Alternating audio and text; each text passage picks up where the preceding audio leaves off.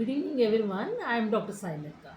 నేను ఇవాళ మీకు ఏం చెప్పాలనుకుంటున్నానంటే advanced maternal age, especially pregnancy రావడానికే చెప్తున్నాను. ఇన్నాళ్ళు ఏంటంటే 20 ఇయర్స్కి మ్యారేజ్ చేసుకునేవారు, 25 ఇయర్స్కి ఇద్దరు ముగ్గురు పిల్లల్ని కనేసేవారు. అంత స్టెరిలైజేషన్స్ అయిపోయి అంత ఫినిష్ అయిపోయింది రిప్రొడక్టివ్ కెరీర్ అంతా కూడా. ఇప్పుడు అట్లా కాదు. The bride it self is 30-35 years. So తర్వాత కూడా మళ్ళీ ఒక 2 ఇయర్స్ ఏదో ఈ ప్లానింగ్ అని ఆ ప్లానింగ్ అని చేసుకుంటే ఇంకో 2 ఇయర్స్ పోస్ట్పోన్ చేసుకుంటే వెళ్తున్నారు. దానివల్ల మీరు ఫస్ట్ ప్రెగ్నెన్సీ రావడమేకే 36-37 ఇయర్స్లో కూడా చాలామంది పేషెంట్స్ వస్తున్నారు ఈ మధ్యన. That is very bad. ఎందుకంటే మీకు లోపల ఒవేరియన్ రిజర్వ్ అని ఉంటుంది.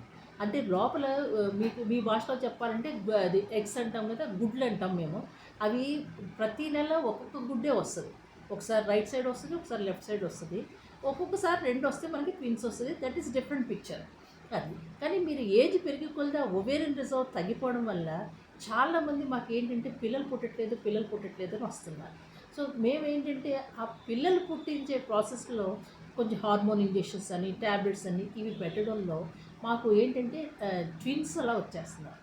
ట్విన్స్ వస్తే కనుక మీరు ఏమనుకుంటారంటే ట్విన్స్లో అన్నీ ఎవ్రీథింగ్ ఈజ్ డబుల్డ్ అనమాట. అంటే వామిటింగ్స్ డ్యూరింగ్ ప్రెగ్నెన్సీ కానీ, ఆ తర్వాత బీపీలు పెరగడం కానీ, షుగర్లు పెరగడం కానీ, ఇవన్నీ కూడా ఎక్కువ అవుతాయి. ఎక్కువైనప్పుడు ఏమవుతుంది, లోపల ఆల్రెడీ పిల్లలు షేర్ అయిపోయారు, వెయిట్స్ ఆర్ చిన్నగా ఉన్నారు, ఆల్రెడీ షేర్డ్. సో దాంతో ఈ కాంప్లికేషన్స్ కూడా ఉంటే ఏంటంటే ఎంత పిల్లలు వెయిట్ రావాలో అంత పిల్లలు రాదు.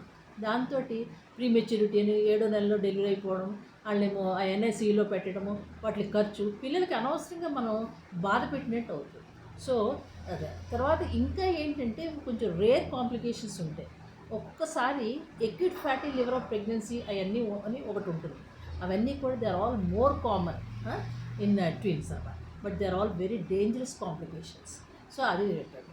తర్వాత ఇంకోటి మెటర్నల్ ఏజ్ పెరిగి కొద్ది కూడా ఆ ఏజ్కి తగ్గట్టుగా బీపీలు, షుగర్లు అన్నీ వచ్చేస్తున్నాయి.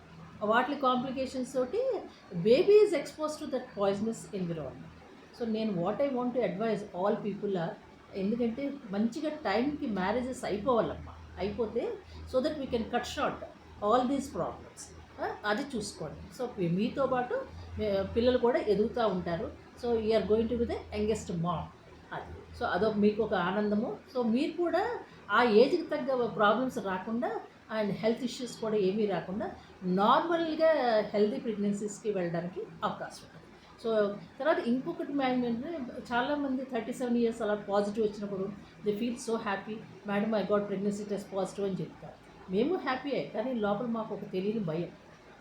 ఎందుకంటే మెటర్నల్ ఏజ్ పెరిగి కొద్ది పిల్లలు అబ్నార్మల్ బేబీస్, అంటే ఎస్పెషల్లీ మెంటలీ డల్ బేబీస్ ఉంటారు. అది ఎస్పెషల్లీ డౌన్ సిండ్రోమ్ అని ఉంటుంది. అది కానీ వచ్చిందంటే baby is just vegetative body అంతే. అంతే ఏదో వస్తారు, బయటకు వస్తారు కానీ but they are not like other children.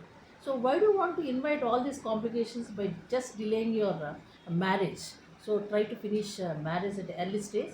You can continue your career. తర్వాత ఎందుకంటే ఓల్డెన్ జనరేషన్స్లో మ్యారేజ్ అయిపోయాక కూడా పిల్లల్ని పెంచుకుంటా ఆఫీస్కి వెళ్తూ ఉండేవారు. So please try to proceed in the same way. That's my request to all younger generations. Okay, thank you.